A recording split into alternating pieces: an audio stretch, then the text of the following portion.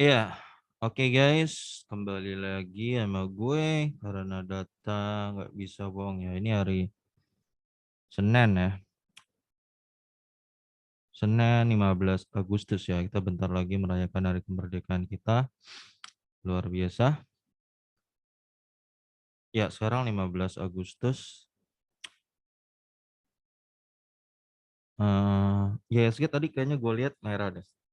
Ya, tadi pagi merah. Nggak tahu sekarang gimana. Ya, ekonomi Indonesia sendiri kayaknya sih gue lihat ya mungkin agak arah positif gitu ya. Dulu sebelum Corona kafe-kafe menjamur ya, gue juga suka nongkrong dulu di kafe.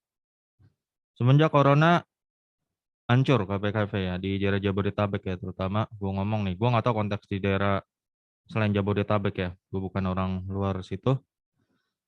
Ya di Corona hancur semua bisnis kafe lah, kafe-kafe kopi gitu, hancur nggak ada yang mau minum, tutup banyak ya. Ya masuk akal karena kan kalau orang udah gaji udah dipotong, mereka pasti nggak bakalan nongkrong guys. Mereka amanin dulu kebutuhan primer dulu, makan minum gitu kan, karena udah pas-pasan mereka nggak bakal nongkrong.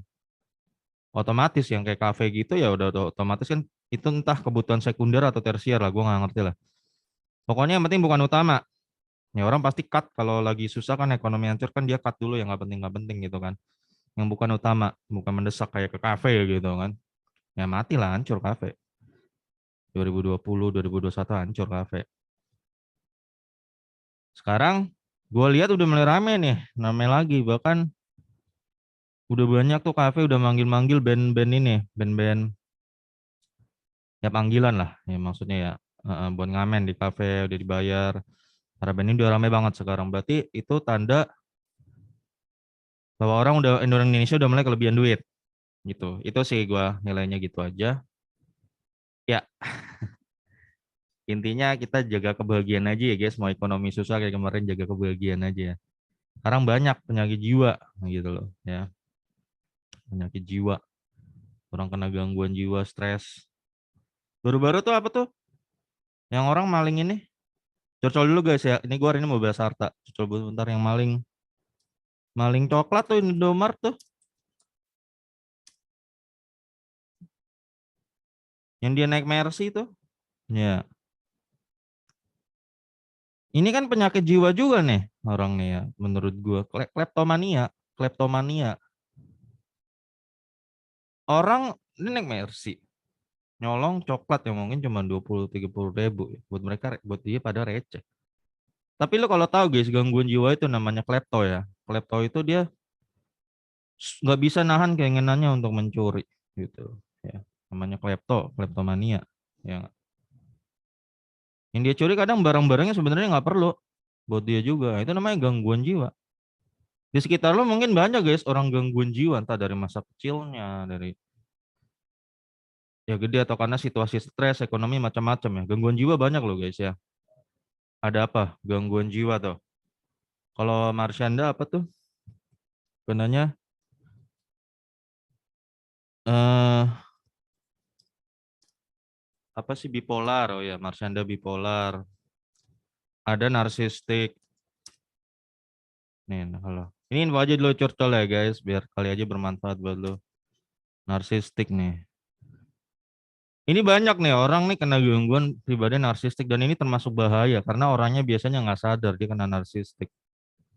Narsistik itu dia merasa dia pintar sendiri, merasa dia sangat istimewa, harus dipuji, ya. Dan dia nggak punya empati biasanya orang narsistik ini. Wah, ini kalau orang kepribadian narsistik nih jadi HRD abis loh. Gue udah pernah soalnya. Gue tuh belajar kadang-kadang baca artikel psikologi ya guys ya. Itu buat ngenalin orang guys, ngenalin orang-orang sekitar lu tuh kadang-kadang mungkin banyak gangguan jiwa guys. Jadi maklumin aja kalau tingkahnya aneh-aneh. Ya. Kalau orang narsis itu dia merasa pintar, suka ngeremehin orang, dia nggak suka ada orang yang lebih pintar dari dia, nggak suka. Dan nggak bisa lihat orang lain bahagia. Nah ini gangguan kepribadian narsistik. Nah lu tuh buat lo yang pacaran tuh guys ya, pacaran. Lu cek tuh, pacar lu punya gangguan jiwa nggak yang nggak disadarin? Ada loh.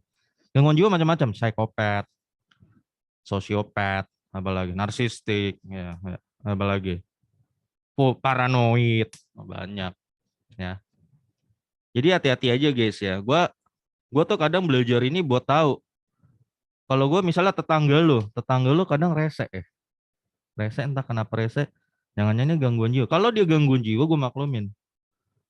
Kayak gitu. Gue kadang kalau ketemu orang aneh-aneh dan gue tahu dia gangguan jiwa, gue maklumin. Ada gejala-gejala gangguan jiwa. Ya emang narsisik termasuk yang berat. Nah, makanya kan pernah ditulis ya apa? Kebanyakan CEO dunia tuh psikopat loh. Ya, mau CEO psikopat. Ya, ada psikopatnya. Ya, nggak punya empati. Kasus apa tuh yang belakangan 2 bulan lalu tuh? Eh, dia mecat berapa ratus karyawan ya? Gue lupa ya. CEO mana? Gue lupa tuh. Masuk berita gitu ya. Itu kan itu harus psikopat yang bisa melakukan itu. Psikopat nggak punya. Nah, narsistik tadi juga nggak punya empati. Ya lo kalau lihat, makanya kadang-kadang kalau lo ketemu atasan lo kayak aneh-aneh gitu lo ya. Mungkin aja digangguan jiwa. Bisa jadi narsistik. Paling banyak gue jumpain tuh narsistik. Gue paranoid gue pernah ketemu. Hadepin temen yang ya ada paranoid. Paranoid itu gede-gede curigaan. Padahal kita nggak ngapa-ngapain dicuriga. Ya, padahal kita nggak ngapa-ngapain. Padahal kita nggak ngomongin dia, dia merasa bilang lu ngomongin gua kan. Nah itu paranoid, curiga. Kalau narsistik dia merasa paling pinter. Merasa paling pinter dan dia nggak bisa ngebawa diri. Dia nggak bisa. Nah lucu dah. Dari komen sosmednya juga udah kelihatan kok orang-orang narsistik itu. Ya. Dan celakanya kalau jadi HRD lu tuh parah tuh. Wah narsistik gila. Dia punya semua orang, wah gila hormat. Orang lu hormatin dia dan lu ya suka dipuji. Ya suka dipuji. Ya kayak gitu aja guys. Terlalu banyak gue curcolnya. Oke, gue hari ini mau bahas harta dinata abadi ya. Ini gue di request ya, suruh bahas katanya. Apa-apa tadi gue introduksi panjang. Kali aja bermanfaat buat lo. Enak kali kenal, bisa tahu kenalin orang gitu. Biar nggak gampang sakit hati lo kalau diperlakukan tidak adil ya. Kalau lo tahu orangnya agak-agak sedeng ya, buat apa lo sakit hati? Oke, dia perhiasan emas ya guys ya. Bisnisnya PT Terang-Terangan Abadi 70% soal pemegang sahamnya. PT Asabri 6% ya, masyarakat 22%. Konon katanya saham ini susah naik ya, isu yang beredar karena ada Asabri di dalamnya ya. Asabri. Ya, ya. Ini arah downtrend sih udah 5 tahun ya. Konon katanya kan ada Asabri. Hmm. Apakah benar begitu? Ya, kita bahas aja bareng-bareng. Ya bisa jadi isu kadang juga bisa. Kalau orang udah ada sentimen negatif bisa aja ya. Tapi apakah itu faktor utamanya? Ya kita cek bareng-bareng aja ya.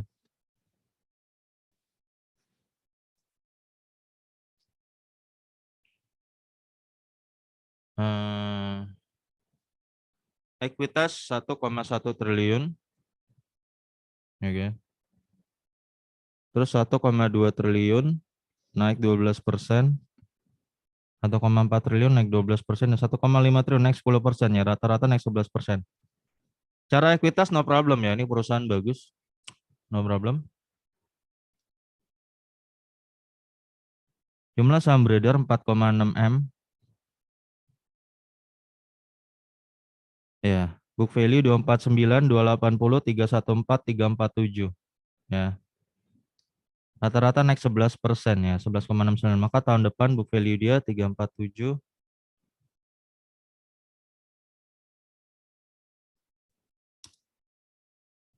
Oke, sorry. 11,69 ya, sorry. Ya, 387 tahun depan book value-nya guys. Asabri. Harta ya, berarti per bulan tuh naik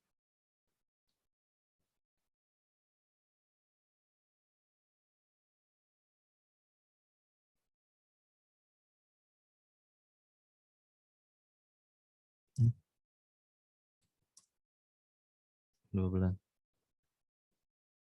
0,93% ya.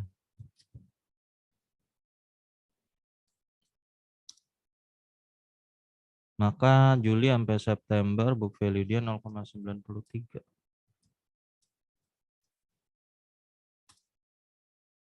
Oh, naik 33 ya. Berarti 353, 356 lah guys kira-kira book value-nya.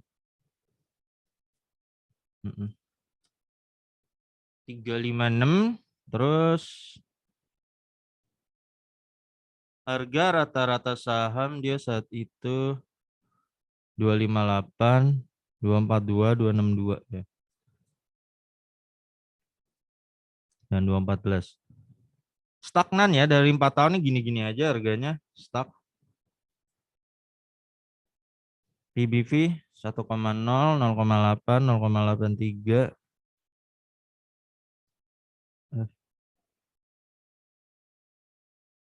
0,62 ya.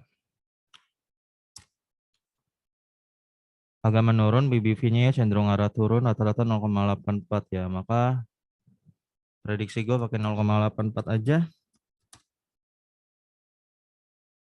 Ya apa yang membuat dia PBV-nya di bawah 1 ya, kita lihat. Ya 299 ya. Kira-kira harganya. Sekarang saham Marta ada di harga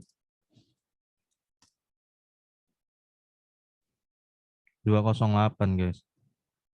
Hari ini naik 2%-an. Berarti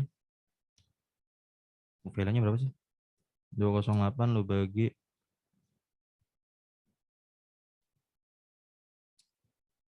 356.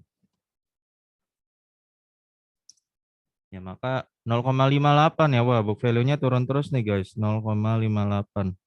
Book value PBV-nya.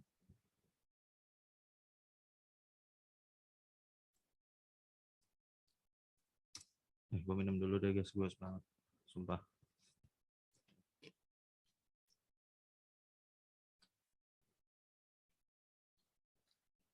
Gila. Gila. 0,58. Terus ya sekarang BBB 0,58 arah turun ya. Jadi ini baus downtrend. Nah, kenapa downtrend ya? Kita lihat labanya dan kenapa nih BBB selalu di bawah 1 nih ya perusahaannya? What's happened? Apa labanya nggak menarik atau dividennya? Biasanya kaitannya antara itu ya. Ya konon menurut isu yang beredar karena yang beredar ini karena dipegang ada Sabrinya yang kena kasus kemarin ya. Ya, kita bahas laba deh. Laba 86 miliar, ROE 7,5% kali 2, 15%.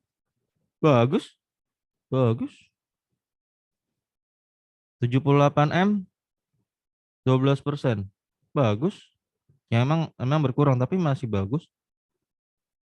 Ini 94 miliar, 13% juga bagus, cenderung stabil. Dan ini 133 miliar, naik 41%. Labanya ROE 16%, iya bagus, melampaui 2019 ya. Jadi ini kinerja dia terbaik tahun ini. Ya, ya kinerja dia terbaik. Lalu berarti masalahnya di mana? Mungkin dividen ya. Kita lihat dividennya. EPS 18, 16, 20 dan 28. Ini PS tertinggi guys, ya 28. Ini PS kuartal 4, 89, 92, 53 ya. Dan ini berpotensi tembus EPS 56 kalau kali 2 aja.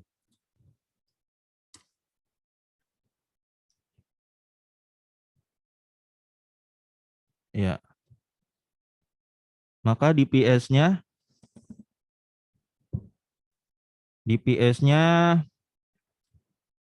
waktu itu dia bagian ini 30 ya. 11% dan ini DPR 30. Sorry. Gua cek dulu deh dividennya dia ya. DPR ya, sorry. Gua cek dulu di RTI bentar. Maybe mungkin gua lupa input waktu itu. Bentar ya, sorry guys. Sorry, harta. Hmm, ya ini Ya udah kebuka nih. Ya waktu itu IPS-nya sorry ya.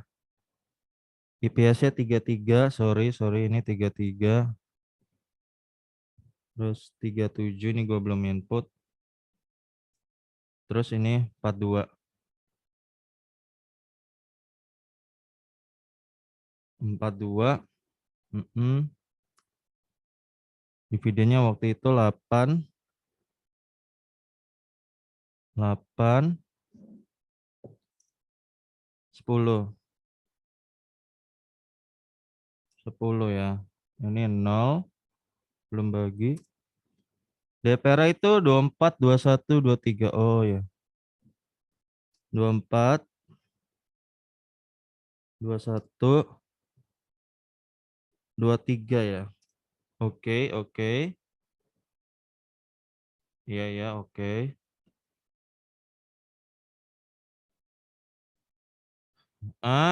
Tunggu gua cek dulu saham beredar ya.